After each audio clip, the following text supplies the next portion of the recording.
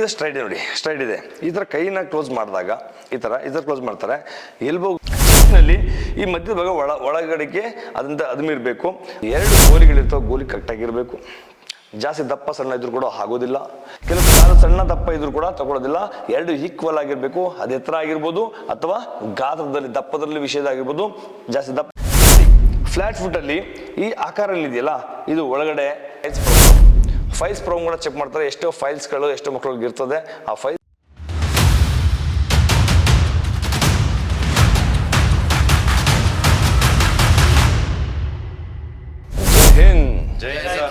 ಯಾವರು? ದಾವಣಗೆರೆ, ಮೈಸೂರು, ಸಾಕಾರುಂಡಿ, ಕೊಡಗು, ಬಳ್ಳಾರಿ, ಗಚ್. ಬಹಳ ಸಂತೋಷ. ಎಲ್ಲ ಅಗ್ನಿವೀರ್ ಸಜ್ಜರಬೇಕು, ದೇಶ ಸೇವೆ ಮಾಡಬೇಕು, ಬಂದು ಕಿಟ್ಕೋಬೇಕು, ಶತ್ರುಗಳನ್ನ ಎದುರಿಸಬೇಕು. ಬಹಳ ಸಂತೋಷ.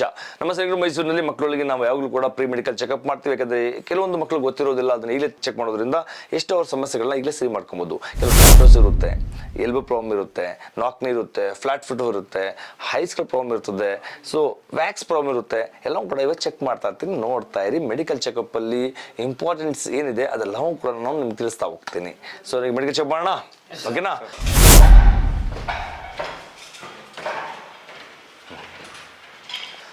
ಸ್ನೇಹಿತರೆ ನೋಡ್ತಿದ್ರಲ್ಲ, ಬಾಡಿ ಚೆಕಪ್ ಮಾಡಬೇಕಿದ್ರೆ ಏನು ಚೆಕ್ ಮಾಡಬೇಕು? ಇನಿಷಿಯಲ್ ಚೆಕ್ ಮಾಡುವಂಥದ್ದು ಒಂದು ಕಾಲು ಬೆರಳಿಂದ ಹಿಡಿದು ತಲೆ ತನಕ ಚೆಕ್ ಮಾಡಬೇಕಾಗ್ತದೆ. ಇದು ಸುಮಾರು ಒಂದು 5-6 ವಿಡಿಯೋಗಳನ್ನ ನಾನು ಮೆಡಿಕಲ್ ಬಗ್ಗೆ ವಿಡಿಯೋ ಕೊಟ್ಟಿದ್ದೀನಿ. ಬಹಳಷ್ಟು ವೀಕ್ಷಕರು ಆ ವಿಡಿಯೋಗಳನ್ನ ನೋಡಿದ್ದಾರೆ, ಅದ್ರ ಲಾಭ ಪಡ್ಕೊಂಡಿದ್ದಾರೆ. ಕಮೆಂಟ್ಸ್ ಕೂಡ ತುಂಬ ಚೆನ್ನಾಗಿ ಬಂದಿದೆ, ಸಬ್ಸ್ಕ್ರೈಬ್ ಅಂತೂ ತುಂಬ ಬಹಳಷ್ಟು ಆಗಿದೆ. ನಮ್ಮ ಸೈನಿಕರು ಮೈಸೂರಲ್ಲಿ ಇಂತಹ ವಿಡಿಯೋಗಳನ್ನ ನಾವು ನಿಮ್ಗೆ ಹೆಲ್ಪ್ ಆಗಲಿ ಅಂತಲೇ ಉದ್ದೇಶ ಕೊಡ್ತಾ ಇರ್ತೀವಿ. ಇಂಥ ವಿಡಿಯೋಗಳನ್ನ ನೀವು ನೋಡ್ತಾ ಇದ್ರೆ ಸ್ಕಿಪ್ ಮಾಡ್ಲಿಕ್ಕೆ ಹೋಗ್ಬಿಟ್ಟು ಕೊನೆ ತನಕ ನೋಡಿ. ಜೊತೆಗೆ ಯಾರು ಸಬ್ಸ್ಕ್ರೈಬ್ ಆಗಿ, ಇಷ್ಟವಾದ ಲೈಕ್ ಮಾಡಿ, ಇಷ್ಟ ಆಗಲಿಲ್ವಾ ಡಿಸ್ಲೈಕ್ ಮಾಡಿ, ನೋ ಪ್ರಾಬ್ಲಮ್. ನಾವು ಅದೇನು ಬೇಜಾರು ಮಾಡ್ಕೊಳ್ಳೋಲ್ಲ. ಇಷ್ಟ ಆಗಲ್ಲ ಅಂದ್ರೆ ಖಂಡಿತ ಡಿಸ್ಲೈಕ್ ಮಾಡಿ, ಇಷ್ಟ ಆದ್ರೆ ಲೈಕ್ ಮಾಡಿ, ಜೊತೆಗೆ ಶೇರ್ ಮಾಡಿ. ಇನ್ನಷ್ಟು ಯೂಸ್ಗಳಿಗೆ ಹೆಲ್ಪ್ ಆಗಲಿ. ಅದು ವಿಶೇಷವಾಗಿ ಅಗ್ನಿಪಥ್ ಮಕ್ಕಳುಗಳು ಈಗ ತಯಾರಿ ಆಗ್ತಾ ಇದ್ದಾರೆ. ಅವರಿಗೆ ಸಣ್ಣ ಸಣ್ಣ ಸಮಸ್ಯೆಯಿಂದ ಮಕ್ಕಳುಗಳಿಗೆ ಮೆಡಿಕಲ್ ಔಟ್ ಮಾಡೋಂಥ ಪರಿಸ್ಥಿತಿ ಬಂದ್ಬಿಡುತ್ತೆ. ಅದು ಇವಾಗಲಿಂದ ಸರಿ ಮಾಡ್ಕೊಳ್ಬೋದು. ನೋಡ್ತಾ ಇರಿ, ಓಕೆ? ನೋಡ್ತಾ ಸ್ನೇಹಿತರೆ, ಮೆಡಿಕಲ್ ಚೆಕಪ್ನಲ್ಲಿ PST ಬರುವಾಗ PST ನಲ್ಲೂ ಕೂಡ ಅವ್ರ ಹೈಟ್ ಚೆಕ್ ಮಾಡ್ತಾ ಇದ್ದೀನಿ. ಕರೆಕ್ಟ್ ಚೆಕ್ ಮಾಡಬೇಕಿದ್ರೆ ಬಾಡಿ ಸ್ಟ್ರೈಟ್ ಇರಬೇಕು. ಕೆಳಗಡೆ ಕಂಡಿಡಿ, ಕಾಲಿಂದ MD ನೋಡಪ್ಪ, ಹಿಂದೆವರೆಗೂ ಸ್ಟ್ರೈಟ್. ಓಕೆ, ಟೋಟಲ್ 185 ಸೆಂಟಿಮೀಟರ್ ಇವನ ಎತ್ತರ ಇದೆ. ಇಂಡಿಯನ್ ಆರ್ಮಿಗೆ ಬೇಕಿರುವಂಥದ್ದು GDಗೆ 166 ಸೆಂಟಿಮೀಟರ್. ಇವನ ಎತ್ತರ ಸರಿಯಾಗಿದೆ, ಇನ್ನು ಜಾಸ್ತಿ ಇದೆ, ಏನು ಸಮಸ್ಯೆ ಇಲ್ಲ. ಚಲೋ, ಗುಡ್.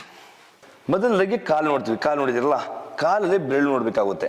ಈ ಕಾಲು ಬೆರಳು ಏನಿದೆ, ಇದು ಕೆಲವರಿಗೆ ಉದ್ದ ಜಾಸ್ತಿ ಇರುತ್ತೆ, ಹೆಬ್ಬೆರಳು ತುಂಡ ಇರ್ತದೆ. ಜಾಸ್ತಿ ಉದ್ದ ತುಂಡ ಇದ್ರು ಕೂಡ ಇದರಲ್ಲಿ ರಿಜೆಕ್ಟ್ ಆಗ್ತಾರೆ. ಜೊತೆಗೆ ಕಾಲನ್ನ ಫ್ಲಾಟ್ ಫುಟ್ ನೋಡ್ಬೇಕು. ಫ್ಲಾಟ್ ಫುಟ್ ನೋಡಿದಾಗೆ ಕಾಲಿತಪ್ಪ ನೋಡಿ.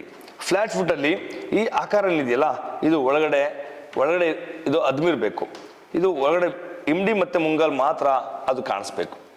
ಇದು ಒಳಗಡೆ ಈ ಥರ ಕಾಣಿಸ್ತಿಲ್ಲ ಅಂತಂದ್ರೆ ಅದು ರಿಜೆಕ್ಟ್ ಆಗ್ತಾರೆ. ಇದನ್ನ ಚೆಕ್ ಮಾಡಲಿಕ್ಕೆ ನೀರಲ್ಲೂ ಕೂಡ ಹೆಜ್ಜೆ ಇಟ್ಟು ಅದನ್ನ ಭೂಮಿ ಮೇಲೆ ಇಡ್ಲಿಕ್ಕೆ ಹೇಳ್ತಾರೆ. ಅದರಿಂದ ಕೂಡ ಗೊತ್ತಾಗ್ತದೆ ಮೇಡಪ್ಪ. ಎರಡನೇದು ನೆಕ್ಸ್ಟ್ ನೋಡುವಂಥದ್ದು ಕಾಲು ವೇರಿಯೇಷನ್.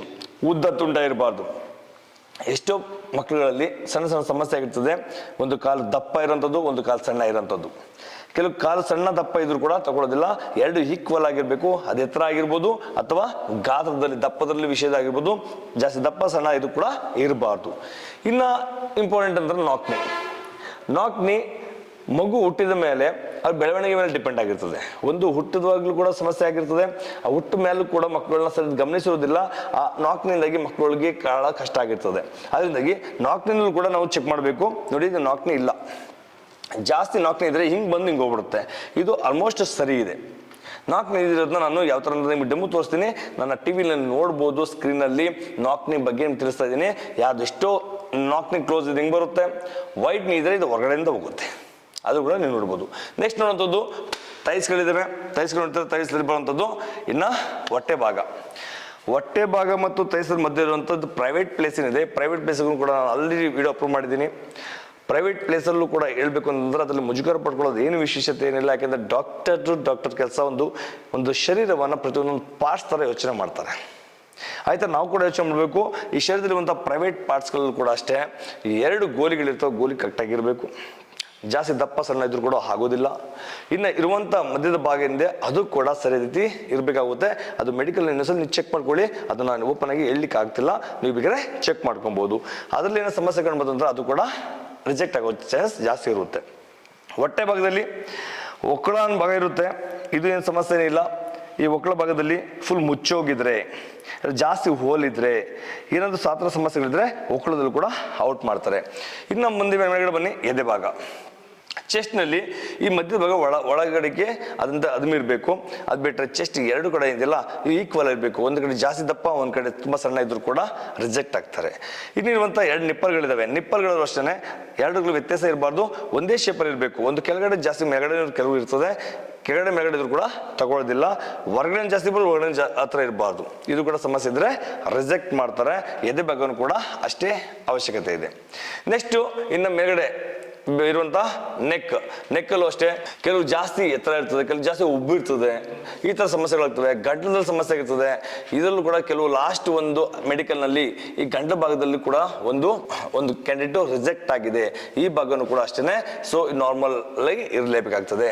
ಇನ್ನು ಗದ್ದ ಭಾಗ, ಇನ್ನು ಚಿಕ್ಕ ಭಾಗ ಏನಿದೆ ಇದು ಕೂಡ ಒಂದು ಶೇಪ್ ಲೆವೆಲ್ ಆಗಿರ್ಬೇಕು, ನಾರ್ಮಲ್ ಆಗಿರ್ಬೇಕಾಗ್ತದೆ. ಈ ಮಾಡಪ್ಪ, ಈ ಹಲ್ಲು ನೋಡ್ತಿದ್ದಾರಲ್ಲ, ಹಲ್ಲಲ್ಲೂ ಕೂಡ ಅಷ್ಟೇ ಕೆಲವರು ಹಲ್ಲೇ ಇರ್ತದೆ, ಜಾಸ್ತಿ ಉದ್ದ ಇರುವಂಥದ್ದು, ವಕ್ರವಾಗಿರುವಂಥದ್ದು, ಕೆಲವು ಹಲ್ಲೇ ಇರಲ್ಲ. ಸೊ ಸುಮಾರು ಏನೋ ಸಮಸ್ಯೆಗಳಿಗೆ ಹಲ್ಲು ಉದ್ರೋಗಿರ್ತದೆ, ಉಳುಕಲ್ಲಾಗಿ ಸುಮಾರು ಹಲ್ಲು ಉದ್ರೋಗಿರ್ತದೆ. 32 ಹಲ್ಲುಗಳಲ್ಲಿ 28 ಹಲ್ಲುಗಳು ಕರೆಕ್ಟಾಗಿ ಇರಲೇಬೇಕು. ಅದಕ್ಕಿಂತ ಕಡಿಮೆ ಇತ್ತು ಅಂದ್ರೆ ರಿಜೆಕ್ಟ್ ಆಗ್ತಾರೆ. ಸೊ ಕೆಲವರಿಗೆ ಫಿಲ್ ಮಾಡಿಸ್ಕೊಂಡಿರ್ತಾರೆ, ನೋ ಪ್ರಾಬ್ಲಮ್, ಫಿಲ್ ಮಾಡಿಸ್ಕೊಳ್ಳಿ. ಆದರೆ ಸರಿಯಾದ ಹಲ್ಲು 28 ಕಡಿಮೆ ಇರಬಾರ್ದು ಅಷ್ಟೇ. ಇನ್ನು ಅದು ಬಿಟ್ಟರೆ ಮೂಗಿನ ಚೆಕ್ ಮಾಡ್ತೀವಿ. ಮೂಗು ಒಳಗಡೆ ಅವ್ರದ್ದು ದುರ್ಬೀನ್ ಇರ್ತದೆ, ದುರ್ಬೀನ ಚೆಕ್ ಮಾಡ್ತಾರೆ. ಇದ್ರೊಳಗಡೆ ಮಾಂಸಗಡ್ಡೆ ಬೆಳ್ಕೊಂಡಿದ್ರೆ ರಿಜೆಕ್ಟ್ ಆಗ್ತಾರೆ. 2 ಮುಗುಲು ಉಸಿರಾಡಬೇಕು. ಯಾವುದು ಪರ್ಮನೆಂಟ್ ಬ್ಲಾಕ್ ಇದ್ರೆ ಅದು ರಿಜೆಕ್ಟ್ ಆಗ್ತಾರೆ ಅಥವಾ ಅವರಿಗೆ ರಿಮೆಡಿಕಲ್ ಆಗ್ತಾರೆ. ಓಕೆ, ನೆಕ್ಸ್ಟ್ ನಾವು ಕಣ್ಣು ಚೆಕ್ ಮಾಡಬೇಕು. ಕಣ್ಣು ಚೆಕ್ ಮಾಡ್ತಾರೆ, ಯಾವ ಥರ ಚೆಕ್ ಮಾಡ್ತಾರೆ ಅಂತ ತಿಳಿಸ್ತೀನಿ. ಸೊ ನೋಡಿ, ಒಂದು ಪೆನ್ಸಿಲ್, ಒಂದು ಕಡ್ಡಿನೋ ಅಥವಾ ಒಂದು ನಿಬ್ ಇರುವಂಥ ವಸ್ತುಗಳನ್ನ ತಗೊಂಡು ಚೆಕ್ ಮಾಡ್ತಾರೆ. ನಿಮ್ಮ ಕಣ್ಣಿದೆಯಪ್ಪ, ಇದೆಯಾ? ಸೊ ಇದು ನೋಡ್ತಾ ಇರು. 2 ಕಣ್ಣುಗಳು ಸಮಾಂತರವಾಗಿ ಈ ಥರ ಕಾಣಿಸ್ಬೇಕು. ಮುಂದೆ ನೋಡು, ನೋಡ್ತಾ ಇರು. ಟಿಪ್ಪೆಲ್ಲ ಹೊತ್ತಲ್ಲಿ ನೋಡ್ತಾ ಇರಪ್ಪ. ಓಕೆ, ಗುಳ್ಳೆಗಳಿಂದ ಕರೆಕ್ಟಾಗಿ ರೊಟೇಷನ್ ಆಗ್ತಾ ಇದೆ. ಇಲ್ಲಿ ನೋಡಪ್ಪ, ಈ ಕಡೆ. Very good. ಇಲ್ಲಿ ಕಣ್ಣು ಸರಿ ಇದೆ. ಕಣ್ಣು ಸರಿ ಇಲ್ಲ ಅಂತಂದ್ರೆ ಒಂದು ಲೆಫ್ಟ್ ತೋರಿಸಿದ್ರೆ ರೈಟ್ ತೊಗೊಂಡು ನೋಡೋಂಥ ಪರಿಸ್ಥಿತಿ ಬರುತ್ತೆ. ಗುಳ್ಳೆಗಳು ಕರೆಕ್ಟಾಗಿ ವರ್ಕ್ ಮಾಡ್ತಿಲ್ಲ ಅನ್ನೋದು ಕೂಡ ರಿಜೆಕ್ಟ್ ಆಗ್ತಾರೆ. ಕಣ್ಣು ಗುಡ್ಡೆ ಒಳಗಡೆ ಏನಾದರೂ ಮಾರ್ಕ್ ಆಗಿದ್ರೆ, ಏಟ್ ಆಗಿದ್ರು ಕೂಡ ಅದು ರಿಜೆಕ್ಟ್ ಆಗ್ತಾರೆ. ಕಲರ್ ಬ್ಲೈಂಡ್ನೆಸ್ ಬಗ್ಗೆ ಮತ್ತೆ ಮಾತಾಡ್ತೀನಿ. ಅದು ಬಿಟ್ಟರೆ ಹಣೆ ಭಾಗ ನೋಡ್ತಾರೆ. ಹಣೆಗೆ ಜಾಸ್ತಿ ಉಬ್ಬಿದ್ರು ಕೂಡ ತಗೊಳ್ಳೋದಿಲ್ಲ, ಸಮಾಂತರವಾಗಿರ್ಬೇಕು. ಈ ಥರ ಇದ್ರೆ ಸ್ವಲ್ಪ ಪ್ರಾಬ್ಲಮ್. ಇನ್ನು ಅದು ಬಿಟ್ಟರೆ ನೋಡುವಂಥದ್ದು ಕಿವಿ ಭಾಗ. ಇಯರಲ್ಲಿ ಇದರೊಳಗೆ ವ್ಯಾಕ್ಸ್ ಇದ್ರೆ ಮೊದಲೇ ಕ್ಲೀನ್ ಮಾಡ್ಕೊಂಡು ಹೋಗಿ. ಯಾವಾಗ ಹೇಳ್ತೀನಿ, ಕಿವಿ ಬಗ್ಗೆ ಚೆಕ್ ಮಾಡ್ತಾರೆ. ಕಿವಿ ಬಗ್ಗೆ ಒಳಗಡೆ ಇರುವಂಥ ವ್ಯಾಕ್ಸ್ನ ಎಷ್ಟೋ ಮಕ್ಕಳು ಕ್ಲೀನ್ ಮಾಡ್ಕೊಂಡು ಹೋಗಿರಲ್ಲ, ಅದರಿಂದಾಗಿ ರಿಮೆಡಿಕಲ್ ಆಗ್ತಾರೆ. ರಿಮೆಡಿಕಲ್ ಆಗೋದ್ರಿಂದ ಸಮಸ್ಯೆಗಳು ಜಾಸ್ತಿ ಆಗ್ತವೆ. ಯಾಕೆಂದ್ರೆ ಭಯ, ಇಲ್ಲಿ ರಿಜೆಕ್ಟ್ ಆಗ್ತಾನೆ ಅಂತೂ ಬಹಳ ಆತಂಕ ಇರ್ತದೆ. ಆತಂಕ ದೂರ ಆಗಬೇಕು ಅಂದರೆ ಹೋಗೋ ಮುಂಚೆನೇ ಪೂರ್ತಿ ತಯಾರು ಮಾಡ್ಕೊಂಡು ಹೋಗಿ. ನಾನು ಯಾವಾಗಲೂ ಹೇಳ್ತೀನಿ ನಮ್ಮ ಮಕ್ಕಳಿಗೆ, ಮೆಡಿಕಲ್ ಚೆಕಪ್ ಹೋಗ್ತಿದ್ರೆ ಅಂತಂದರೆ 2-3 ದಿನ ಮುಂಚೆನೇ ನೀವುಗಳು ಶರೀರದಲ್ಲಿರುವಂಥ ಅನ್ವಾಂಟೆಡ್ ಇಯರ್ಸ್ಗಳನ್ನ ಪೂರ್ತಿ ನೀವು ಮಾಡ್ಕೊಂಡೋಗಿ. ಅದು ಪ್ರೈವೇಟ್ ಪಾರ್ಟ್ ಆಗಿರ್ಬೋದು, ಕಂಕಲ್ಗಳಲ್ಲಾಗಿರ್ಬೋದು, ಹೇರ್ ಕಟಿಂಗ್, ಸೋಲ್ಜರ್ ಥರ ಈ ಥರ ಕಟಿಂಗ್ ಇರಬೇಕು. ಈ ಥರ ಕಟಿಂಗ್ ಈ ಥರ ಇರಬೇಕು. ನೋಡಿ, ನಮ್ಮ ಹುಡುಗ ಇದ್ದಾನೆ, ಈ ಥರ ಹೇರ್ ಕಟಿಂಗ್ ಇರಬೇಕು. ಈ ಥರ ಹೇರ್ ಕಟಿಂಗ್ ಮಾಡಿಸ್ಕೊಂಡು ಹೋದ್ರೆ ಸೊ ನಿಮಗೆ ರಿಜೆಕ್ಟ್ ಆಗೋ ಚಾನ್ಸಸ್ ಕಡಿಮೆನೇ ಇರ್ತದೆ. ಅರ್ಥೈತಲ್ಲ? ಅದು ಬಿಟ್ಟರೆ ಏರ್ ಜೊತೆಗೆ ಸೊ ಬೇಕಿರೋಂಥದ್ದು ಏನಪ್ಪ ಅಂದರೆ ವ್ಯಾಕ್ಸ್, ಕಿವಿನಲ್ಲಿರುವಂಥ ಗುಗ್ಗಿಗಳನ್ನ ನೀಟಾಗಿ ಕ್ಲೀನ್ ಮಾಡಿಸ್ಕೊಂಡು ಹೋಗಿ. ಡಾಕ್ಟರ್ ಹತ್ರ 2-3 ದಿನ ಮುಂಚೆ ಹೋಗ್ಬಿಟ್ಟು ಕ್ಲೀನ್ ಮಾಡಿಸ್ಕೊಂಡು ಹೋಗಿ. ನೇಸ್ಗಳನ್ನ ನೀಟಾಗಿ ಕಟ್ ಮಾಡ್ಕೊಂಡು ಹೋಗಿ. ಕಾಲು ಬೆಳೆದಾಗಿರ್ಬೋದು, ಕೈದಾಗಿರ್ಬೋದು, ನೀಟಾಗಿ ಸ್ನಾನ ಮಾಡ್ಕೊಂಡು ಹೋಗಿ. ಸೊ ಇದೆಲ್ಲ ಸ್ವಚ್ಛವಾಗಿದ್ದರೆ ಡಾಕ್ಟರ್ಗಳು ನಿಮಗೆ ಅಸಹ್ಯ ಪಡಲ್ಲ. ಅಕಸ್ಮಾತ್ ಸಣ್ಣ ಪುಟ್ಟ ಕರೆಕ್ಷನ್ ಇದ್ರೂ ಕೂಡ ಸರಿ ಮಾಡ್ಕೊಂಡ್ಬಿಡ್ತಾರೆ. ಇದು ಬಹಳ ಮುಖ್ಯ. ಸೊ ಕಿವಿನಲ್ಲಿ ಮಾಡ್ತಾರೆ, ಅದು ದುರ್ಬೀನ್ ಇರ್ತದೆ, ಚೆಕ್ ಮಾಡ್ತಾರೆ. ಕಿವಿ ಒಳಗಡೆ ಅದು ವ್ಯಾಕ್ಸ್ ಇದ್ದರೆ ರಿಜೆಕ್ಟ್ ಆಗ್ತಾರೆ, ರಿಮೆಡಿಕಲ್ ಆಗಿಬಿಡ್ತಾರೆ. ಅದ್ರ ಬಗ್ಗೆ ಗಮನ ಇರಲಿ. ಇನ್ನು ಅದು ಬಿಟ್ಟರೆ ಚೆಕ್ ಮಾಡೋದು ಕೈ. ನೋಡಿ, ಕೈ ಇದೆ, ಸ್ಟ್ರೈಟ್ ನೋಡಿ, ಸ್ಟ್ರೈಟ್ ಇದೆ. ಈ ಥರ ಕೈನ ಕ್ಲೋಸ್ ಮಾಡಿದಾಗ ಈ ಥರ ಕ್ಲೋಸ್ ಮಾಡ್ತಾರೆ. ಎಲ್ಬೋಗಳು ಫುಲ್ ಕ್ಲೋಸ್ ಆಗಿರ್ಬಾರ್ದು. ಈ ಥರ ಎಲ್ಬೋ ಕ್ಲೋಸ್ ಆಗಿಬಿಟ್ರೆ ರಿಜೆಕ್ಟ್ ಆಗ್ತಾರೆ. ಅದಕ್ಕೋಸ್ಕರ ಈ ಕೈಗಳಿಂದ ಸಮಾಂತರವಾಗಿ ಈ ಥರ ಇರಬೇಕು. ಇದು ರೈಟ್ ಪರ್ಸನ್ ಹೇಳ್ತಾ ಇರೋದು. ಏನು ರಿಮೂವ್ ಮಾಡಿಲ್ಲ. ಈ ಥರ ರಿಜೆಕ್ಟ್ ಆಗೋ ಚಾನ್ಸ್ ಇರುತ್ತೆ. ಅಸೆ ಪಟ್ಕೊಳಕ್ಕೆ ಹೋಗ್ಬೇಡಿ. ನಿಮ್ಗೆ ಎಲ್ಲರೂ ಕೂಡ ಅದು ಹೇಳ್ತಾ ಇರೋದು. ಉಲ್ಟದಿರ್ಗು. ಇನ್ನು ಭುಜಿದು ಕೆಲವು ಅನ್ಕೋತೀವಿ ನಾವು ಯಾವಾಗಲೂ ರೈಟ್ ಹ್ಯಾಂಡ್ ಜಾಸ್ತಿ ಮಾಸ್ಟರ್ ಹ್ಯಾಂಡ್ ರೈಟ್ ಆಗಿರೋದ್ರಿಂದ ಬಲಭಾಗದ ಭುಜ ಏನಿರ್ತದೆ ಜಾಸ್ತಿ ಗಾತ್ರ ದಪ್ಪ ಆಗಿರ್ತದೆ, ಅಥವಾ ಇದು ಸ್ವಲ್ಪ ಶಕ್ತಿ ಜಾಸ್ತಿ ಇರೋ ಕಾರಣ ಇದಕ್ಕೂ ವೇರಿಯೇಷನ್ ಕಾಣುತ್ತೆ. ಸೊ ಆ ಥರ ಆಗಿರಬಾರ್ದು. ಜಾಸ್ತಿ ವೇರಿಯೇಷನ್ ಇದ್ರೂ ಕೂಡ ಸಮಸ್ಯೆ ಆಗ್ತದೆ. ಈ ಏನಿದೆ ಶೋಲ್ಡರ್ ಭಾಗ ಎರಡು ಸಮಾಂತರವಾಗಿರಬೇಕು. ಇದರಲ್ಲೂ ಕೂಡ ವ್ಯತ್ಯಾಸ ಕಾಣ್ಬೋದು ಅಂದರೆ ರಿಜೆಕ್ಟ್ ಮಾಡ್ತಾರೆ. ಇನ್ನು ನಾವು ಏನು ಬ್ಯಾಕ್ ಬೋನ್ ಅಂತ ಹೇಳ್ತೀವಿ, ಬ್ಯಾಕ್ ಬೋನ್ ಭಾಗದಲ್ಲಿ ಲೈನ್ಸ್ ಕರೆಕ್ಟ್ ಆಗಿರಬೇಕು, ಮುಚ್ಚಿರಬಾರ್ದು ಜಾಸ್ತಿ, ಇದು ಫ್ಲೆಕ್ಸಿಬಲ್ ಇರಬೇಕು. ಇದು ಬಗ್ಸಿ ಕೂಡ ನೋಡ್ತಾರೆ. ಈ ಬಗ್ದಾಗ ಇನ್ನೂ ನೋಡುವಂಥದ್ದು ಫೈಲ್ಸ್ ಪ್ರಾಬ್ಲಮ್ ಕೂಡ ಚೆಕ್ ಮಾಡ್ತಾರೆ. ಎಷ್ಟೋ ಫೈಲ್ಸ್ಗಳು ಎಷ್ಟೋ ಮಕ್ಕಳಿಗೆ ಇರ್ತದೆ. ಆ ಫೈಲ್ಸು ಆಲ್ಮೋಸ್ಟ್ ಕಡಿಮೆ ಸಂಖ್ಯೆಯಲ್ಲಿ ಇರ್ತದೆ, ಜಾಸ್ತಿ ಸಂಖ್ಯೆಯಲ್ಲಿ ಇರೋದಿಲ್ಲ. ಆದರೆ ಫೈಲ್ಸ್ ಏನಾಯ್ತು ಅಂತಂದರೆ ಮೊದಲೇ ಸರಿ ಮಾಡ್ಕೊಂಡು ಹೋಗಿ. ಇದು ಆಯುರ್ವೇದಿಕ್ಕಿಂತ ನೀವು ಸರಿ ಮಾಡ್ಕೊಳ್ಳಿ. ಆಪ್ರೇಷನ್ದ ಸರಿ ಹೋಗೋದು ಸ್ವಲ್ಪ ಕಷ್ಟನೇ, ಆದರೆ ನೀವು ಆಯುರ್ವೇದಿಕ್ಕಿಂತ ಬೇಗನೆ ಕ್ಲಿಯರ್ ಮಾಡ್ಕೊಬೋದು. ಅದಕ್ಕೆ ಬೇಜಾನು ಅದು ಸರಿ ರೀತಿ ಮೆಡಿಸಿನ್ನ ಸರಿ ರೀತಿ ಗೈಡ್ ಮಾಡುವಂಥ ಡಾಕ್ಟರ್ ಹತ್ರ ತೊಗೊಂಡ್ರೆ ನೀವು ಫೈಲ್ಸ್ ಕೂಡ ಕ್ಲಿಯರ್ ಆಗುತ್ತೆ. ಅದು ಕೂಡ ಚೆಕ್ ಮಾಡ್ತಾರೆ. ಏನ್ಗಳಪ್ಪ ಅದು ಬಿಟ್ಟರೆ ಸೊ ಹಾಗಾದ್ರೆ ನೆಕ್ಸ್ಟ್ ನೋಡುವಂಥದ್ದು ಕಾಲಿನಲ್ಲಿ ಮುಂಭಾಗ ನೋಡ್ತಲ್ಲ, ಈ ಹಿಂಭಾಗನೂ ನೋಡ್ತಾರೆ. ಇಡೀ ಭಾಗ ಆಗಿರ್ಬೋದು, ಆ್ಯಂಕಲ್ ಆಗಿರ್ಬೋದು, ನೋಡಿ ಆ್ಯಂಕಲ್ ಆಗಿರ್ಬೋದು, ಜೊತೆಗೆ ಈ ನೀ ಜಾಗದಲ್ಲೂ ಕೂಡ ಚೆಕ್ ಮಾಡ್ತಾರೆ. ಇದು ಕೂಡ ಸರಿ ಇದೆಯಾ ಅಂತೇಳಿ. ಹಾಗರ್ಥ ಆಲ್ಮೋಸ್ಟು ಸೊ ಕ್ಯಾಂಡಿಡೇಟ್ ಶೃಂಗೇರಿ ಇವನ ಬಾಡಿ ಸ್ಟ್ರಕ್ಚರ್ ಸರಿ ಇದೆ.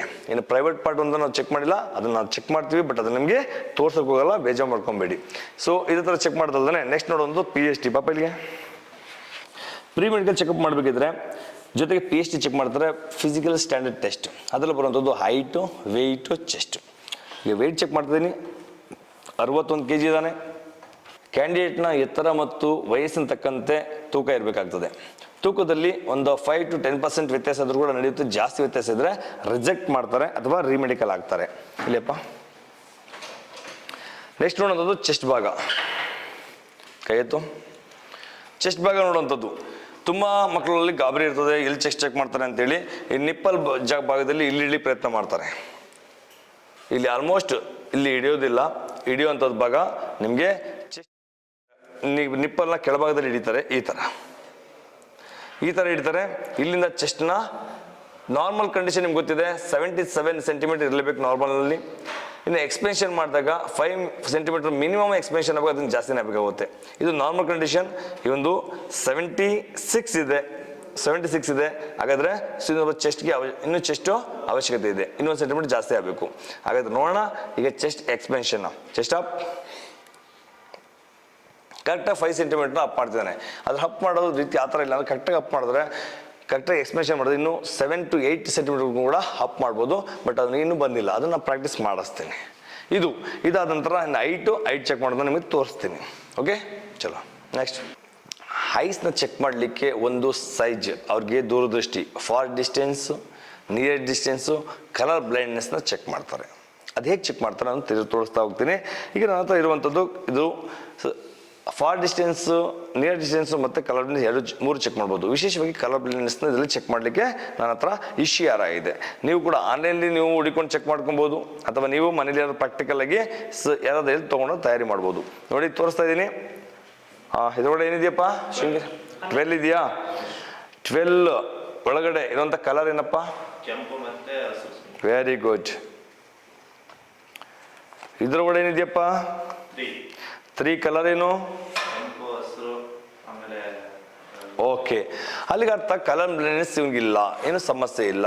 ಇನ್ನು ನಿಯರ್ ಡಿಸ್ಟೆನ್ಸ್, ಫಾರ್ ಡಿಸ್ಟೆನ್ಸ್ ಕೂಡ ನಂಬರ್ ಹೇಳಿದಾನೆ. ನಂಬರ್ ಹೇಳಿದ್ಮೇಲೆ ಅದು ಸರಿ ಇದೆ ಅಂತ ಅರ್ಥ. ಹತ್ರದಿಂದ ತೋರಿಸಿದ್ದೀನಿ ಮತ್ತೆ ದೂರದಿಂದ ತೋರಿಸ್ತಾ ಇದ್ದೀನಿ. ಈಗ ಹತ್ರದಿಂದ ತೋರಿಸ್ತೀನಿ ಅವನಿಗೆ, ಕ್ಲಿಯರ್ ನೋಡೋಣ. ನೋಡಬಹುದು ಏನಿದೆ? 74. ಎಷ್ಟಿದೆ? 74. ಓಕೆ. ಇದನ್ನೇ ಸ್ವಲ್ಪ ದೂರದಿಂದ ತೋರಿಸ್ತೀನಿ. ನೋಡಬಹುದು ನಂಬರ್ ಇದೆಯಪ್ಪ? 6. ಎಷ್ಟಿದೆ? 6. ಓಕೆ.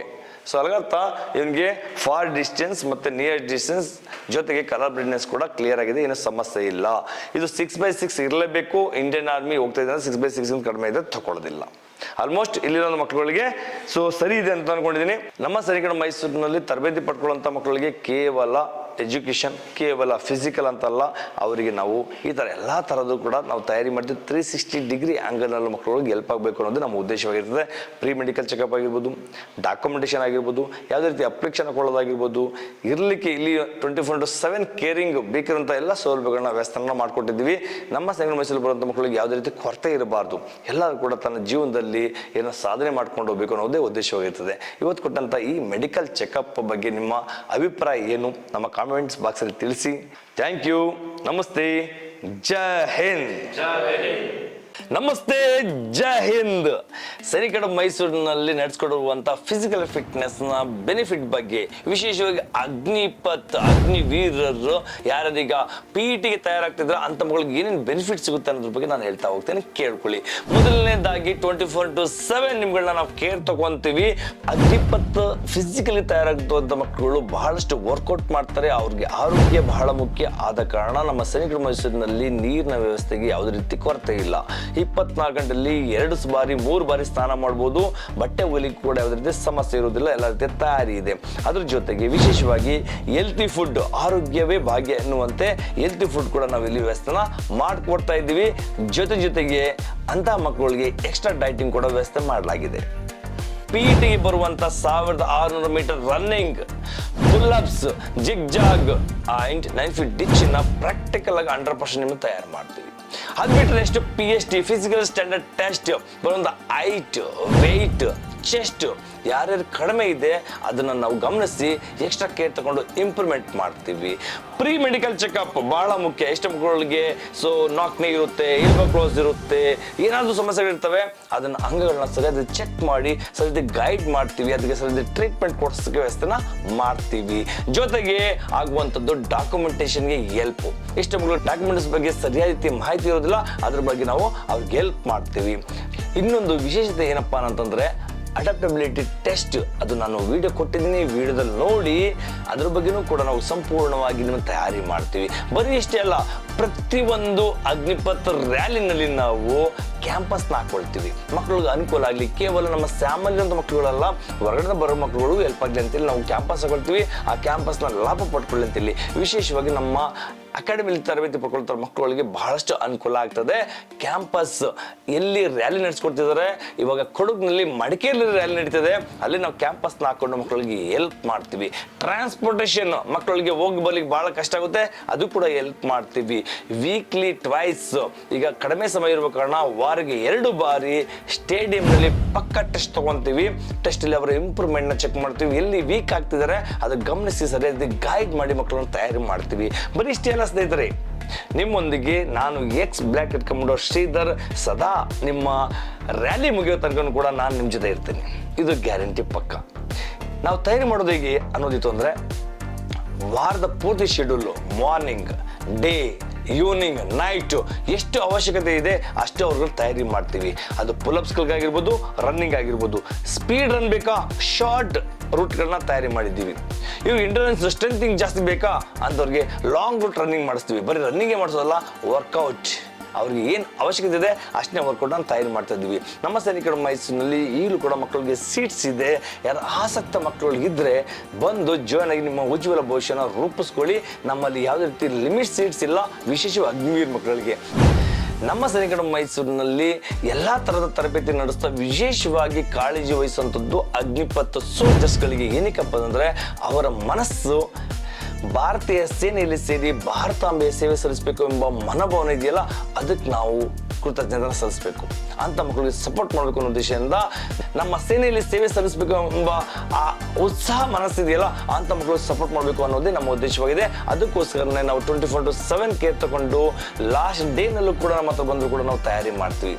ನಿಮಗೆಲ್ಲರೂ ಭಗವಂತ ಒಳ್ಳೇದು ಮಾಡಲಿ. Wish you all the best. ಆದಷ್ಟು ಬೇಗ ಬಂದು ಸೈನಿಕರ ಮೈಸೂರಿನಲ್ಲಿ ನಿಮ್ಮ ತರಬೇತಿಯನ್ನು ಪಡ್ಕೊಂಡು ಉಜ್ವಲ ಭವಿಷ್ಯನ ರೂಪಿಸ್ಕೊಳ್ಳಿ. ನಮಸ್ತೆ, ಜೈ ಹಿಂದ್.